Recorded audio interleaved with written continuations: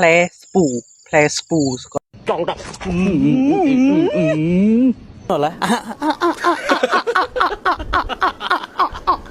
បាទសួស្តីពុកម៉ែបងប្អូនទាំងអស់គ្នាថ្ងៃនេះជួបជាមួយនឹងខ្ញុំ K2C ថ្ងៃនេះយើងមានរឿងចង់ប្រាប់ហ្នឹងហើយកុំបិទសន្តានអ្នកគ្នាចង់ដឹងកុំភ្លេចជួយ follow ហើយនិង subscribe ហើយនិងជួយ share ម្នាក់មួយពី K2C ទាំងអស់គ្នាដល់មកទាំងអស់មើលអ្នកទាំងអស់គ្នាប្រហែលជាធ្លាប់ស្គាល់តែឥឡូវនេះខ្ញុំនឹងបង្ហាញនេះអ្នកគ្នាឃើញទេនេះខោ play គេនេះគេហៅ play គេភូមិខ្ញុំគេហៅថា play spool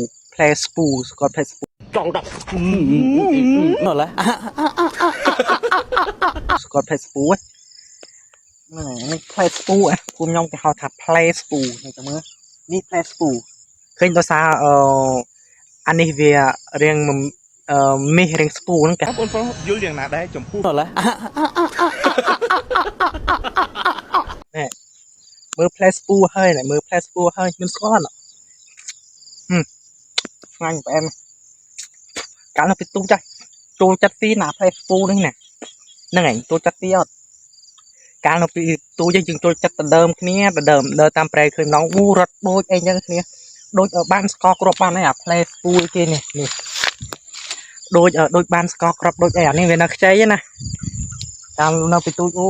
សាមែនតើអ្នកគ្នាទៅឃើញទៅដើមគ្នាបេះអត់ដឹងថាអស់ខ្លាញ់មុតបឡាមុតអីដើមគ្នាបេះមែនតើអ្នកគ្នាទៅផ្អែមណែ play អញ្ចឹងភូមិខ្ញុំគេហៅ play spool តែប៉ុណ្្នឹងឯងអ្នកគ្នាពីដូចយើងចុះ